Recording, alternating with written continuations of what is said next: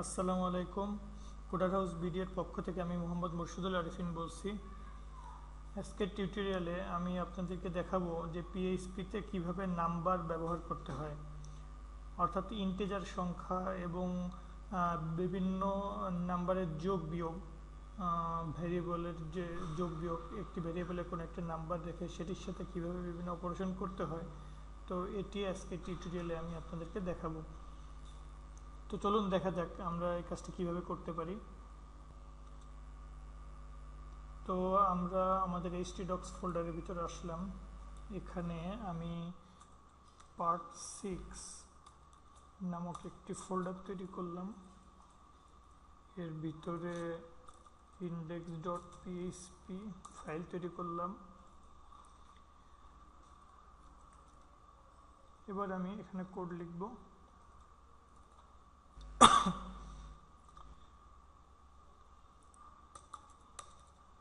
Numbers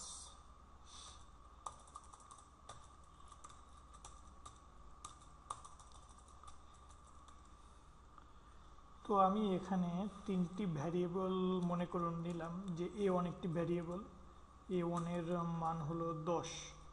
10 কি সংখ্যা? 10 এর হলো একটি ইন্টিজার সংখ্যা। এবার আরেকটি ভ্যারিয়েবল নিলাম যে a2, এটি মনে করুন 20 এবং a3 30। তো এখন আমি একটি ম্যাথমেটিক্যাল অর্থাৎ বেসিক ম্যাথমেটিক্স সেটি এখানে আপনাদেরকে দেখাবো যে কিভাবে করতে হয়। আপনারা আগে যখন অঙ্ক করছেন তখন বিভিন্ন ভ্যারিয়েবলের মান ধরে ধরে করছেন, তো আমি ওই প্রসেসটাই জাস্ট আপনাদেরকে দেখাবো একটি এক্সপ্রেশন লিখে।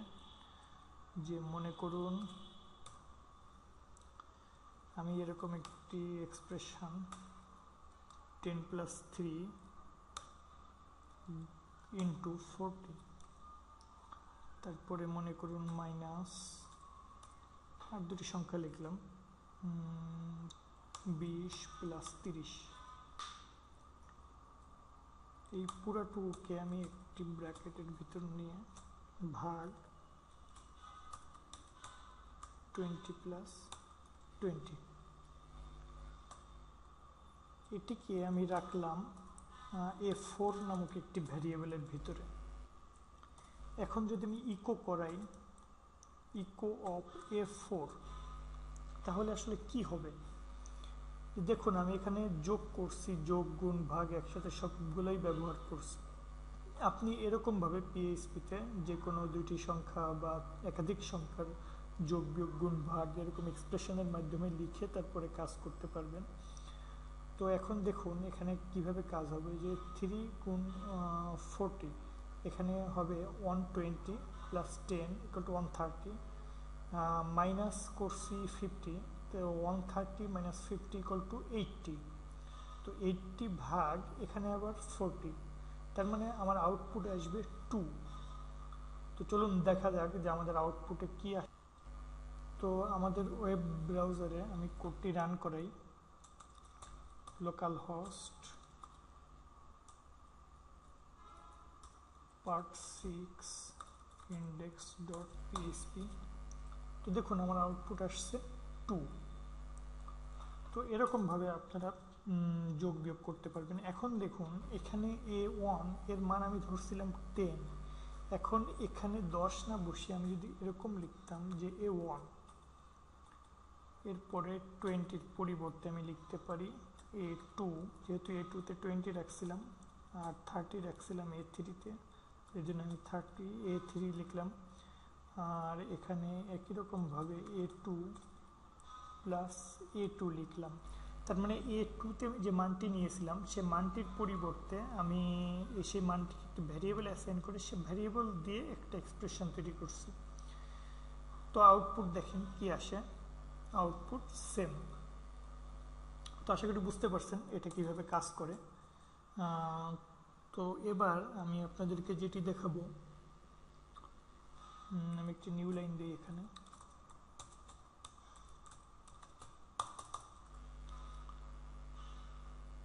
তো এখন আমি একটি অপারেশন আপনাদেরকে করে দেখাবো যে প্লাস ইকুয়াল এবং মাইনাস ইকুয়াল এগুলো কিভাবে কাজ করে, অর্থাৎ এই যে ইনক্রিমেন্ট যেটা হয় ভ্যারিয়েবলের ভিতরে, এই ইনক্রিমেন্টটা কিভাবে কাজ করে, কারণ এটি খুব গুরুত্বপূর্ণ একটি অংশ, বিশেষ করে যখন ফর লুপ দিয়ে আপনি কোনো কিছু ইনক্রিমেন্ট করবেন বা অ্যারের ভিতরে যখন ইনক্রিমেন্ট আপনি যখন ব্যবহার করবেন, তখন এই কনসেপ্টটা অবশ্যই আপনার কাজে লাগবে।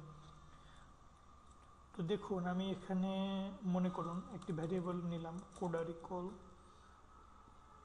4।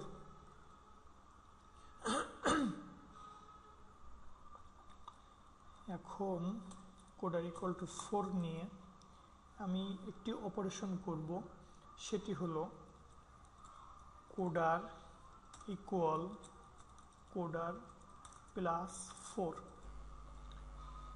তো এটির আউটপুট হবে আমার এই যে কোডার ভ্যারিয়েবলের মান আছে 4 এবং এটির সঙ্গে আমি 4 যোগ করতেছি। তো কোডার ভ্যারিয়েবলের যে মানটা আছে আমার এই যে এই লাইনের মান, এটি হলো একটি ইন্টিজার সংখ্যা। তো কোডার একটি ইন্টিজার সংখ্যা, ইন্টিজার একটি মানকে কোডার ধরে রাখতেছে, তার মানে এই যে কোডার ভ্যারিয়েবল, এই ভ্যারিয়েবলের যে মানটি আছে সেটি একটি ইন্টিজার মান। এখন আমি ইন্টিজার মানকে আরেকটি ইন্টিজার 4 এর সাথে যোগ করাচ্ছি। তো এই দুটি যোগ করে আমার আউটপুট কি আসবে, 4 + 4 = 8। তো আমি ইকো করলাম, ইকো কোডার, তাহলে দেখুন আমার আউটপুট কি আসতেছে 8, অর্থাৎ দুটি একটি ভ্যারিয়েবলের মানের সাথে আমি আরেকটি মান যোগ করতেছি। তো এখানে দেখার বিষয় যেটি, সেটি হলো আমি এই যে লাইনটি 21 নম্বর লাইন যেটি লিখছি কোডার ইকুয়াল কোডার প্লাস 4, তো এটিকে আমি অল্টারনেটভাবে এভাবে লিখতে পারতাম যে কোডার প্লাস ইকুয়াল 4। তো এই যে আমি এখানে স্পেস দিলাম, এটা আসলে স্পেস দিলেও চলে না দিলেও চলে, আপনি এটা লেখা মানেও যা, আবার এখানে স্পেস দিয়ে এভাবে লেখা মানেও হলো একই জিনিস।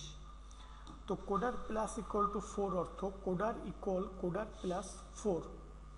তো 21 নম্বর লাইন যে কাজ করছিল আমি এটাকে বন্ধ করে দিলাম, এটা আমার এখন অফ করে রাখি আমি। এবার 22 নম্বর লাইন আর 21 নম্বর লাইন মোটামুটি সেম কাজ করে। তো দেখুন আমার আউটপুট সেম, অর্থাৎ 8। তো আগে যেভাবে কাজ করতেছে এটাও সেভাবে। তো প্লাস ইকুয়াল টু চিহ্নের অর্থ হলো এর আগের যে সংখ্যা, অর্থাৎ কোডার প্লাস ইকুয়াল টু 4 মানে হলো কোডার ইকুয়াল কোডার প্লাস 4।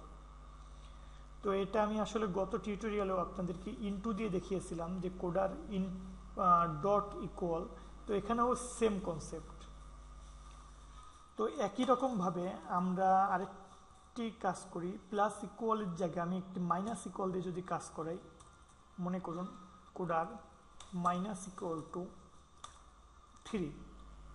তো কোডারের মান কিন্তু দেখুন এখানে 8 হয়েছে, অর্থাৎ কোডারের আপডেটেড মান আছে 8। তো কোডার ইকুয়াল কোডার মাইনাস 3, এই লাইনটুকের অর্থ হলো কোডার ইকুয়াল কোডার মাইনাস 3, অর্থাৎ কোডার ইকুয়াল 8 - 3। তার মানে আমার আউটপুট আসার কথা 5। তো দেখুন আমাদের আউটপুট কি আছে, এখানে একটি নিউ লাইন দেই।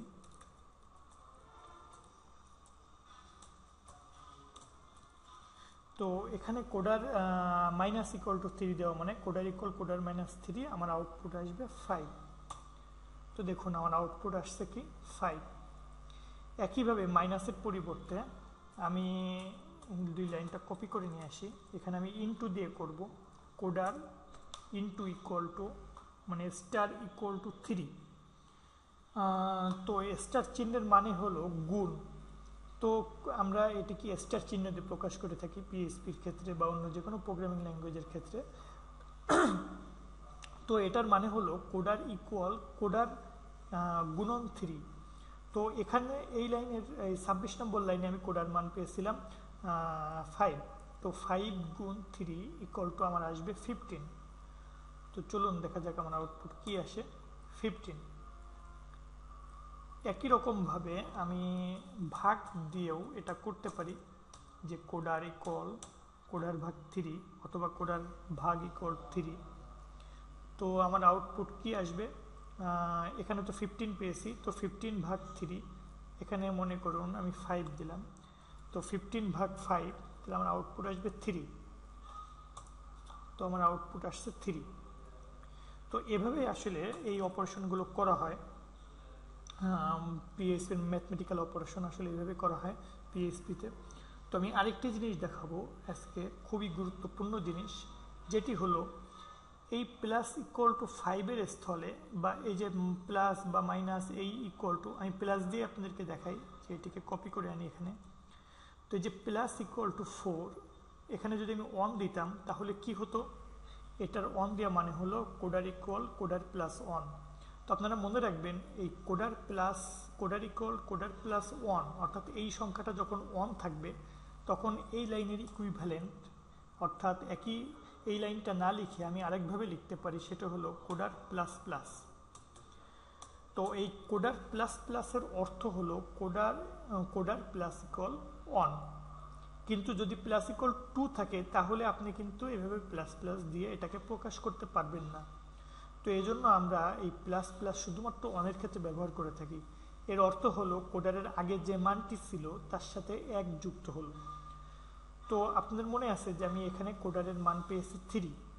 তো এখানে কোডার প্লাস প্লাস অর্থ হলো কোডার ইকুয়াল কোডার প্লাস 1, অর্থাৎ 3 প্লাস 1, তাহলে আমার আউটপুট আসবে 4। তো আসুন দেখি আমাদের আউটপুট কি আসে। খেয়াল করুন, আমাদের আউটপুট আসছে 4, তার মানে আমাদের এই কোডটি কাজ করছে। একইভাবে আমি যদি কোডারের প্লাস প্লাসের এই চিহ্ন এই কোডারের আগেও দেওয়া যায়, মনে করুন এরকমভাবে আমি প্লাস প্লাসটাকে আগে দিলাম প্লাস প্লাস কোডার, এটিরও কিন্তু একই অর্থ, অর্থাৎ কোডার প্লাস প্লাস, অর্থাৎ কোডারের সাথে 1 যুক্ত হচ্ছে, আর এখানেও প্লাস প্লাস কোডার মানে কোডারের সাথে 1 যুক্ত হচ্ছে। যদিও পরে প্লাস প্লাস দেওয়া এবং আগে ডাবল প্লাস, এই দুটার ভিতরে কিছু পার্থক্য আছে যেটা আমি পরে আসতেছি। তো আমি দেখি যে আমাদের আগে প্লাস প্লাস দিলে আমাদের আউটপুট কেমন আসে। তো দেখুন আমাদের আউটপুট একই রকম আসতেছে, অর্থাৎ 4। তো এখন আপনাদেরকে দেখাবো যে এই পরে প্লাস প্লাস এবং আগে প্লাস প্লাস দেওয়ার পার্থক্য কী। তো আমি একটি ভ্যারিয়েবল নিলাম কোডার ইকুয়াল 10, মনে করুন আমি 10 নিলাম। এরপরে আমি একটি লাইন এভাবে লিখলাম যে coder equal coder plus plus. তো এর অর্থ হলো কোডারের এখন মান আছে 10, এখানে আমি নতুনভাবে কোডারে 10 অ্যাসাইন করলাম।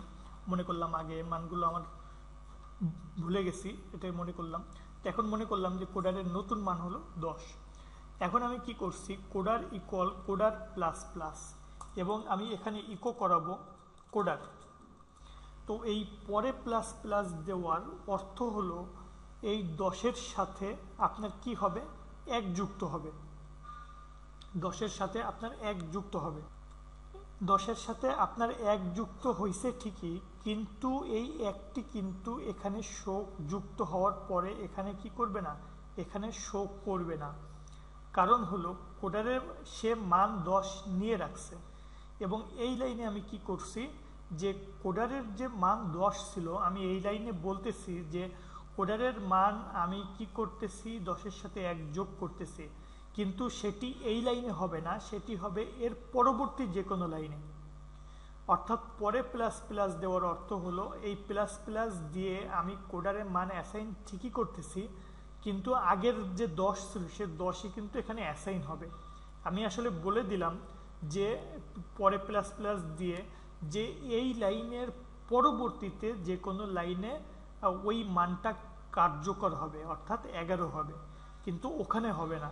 তো যে কারণে আমি যদি এই কোডটি রান করাই তাহলেও কিন্তু কি পাবো, আমার আউটপুট যে 10, আউটপুট 10ই পাবো, আমি আউটপুট কিন্তু 11 এখানে পাইনি।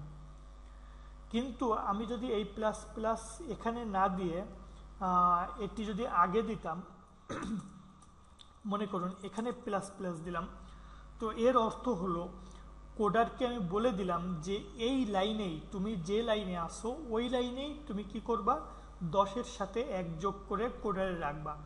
অর্থাৎ কোডারের ভ্যালু ছিল 10, 10-এর সাথে 1 যুক্ত হয়ে এই কোডারে রাখবে, এবং এর পরবর্তীতে ইকো দিয়ে ওই কোডারকে শো করানো মানে হলো আমার আউটপুট এখন কি হবে, আউটপুট হবে 11।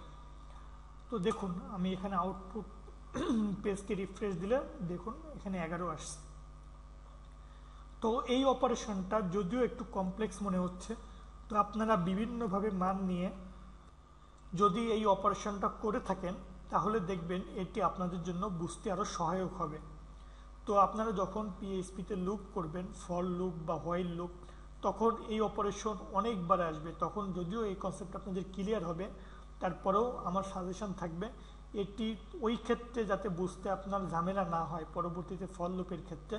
এই কারণে আপনারা এখনই এটা বিভিন্নভাবে লিখে প্র্যাকটিস করবেন। তো আমাদের আজকের টিউটোরিয়াল এই পর্যন্তই। পরবর্তীতে আমি পিএইচপিতে আরও যে জিনিসগুলো আছে যেমন ফ্লোটিং পয়েন্ট নাম্বার এবং টাইপ কাস্টিং, এগুলো নিয়ে পরবর্তী টিউটোরিয়ালগুলোতে আলোচনা করব। তো সবাই ভালো থাকবেন, ধন্যবাদ।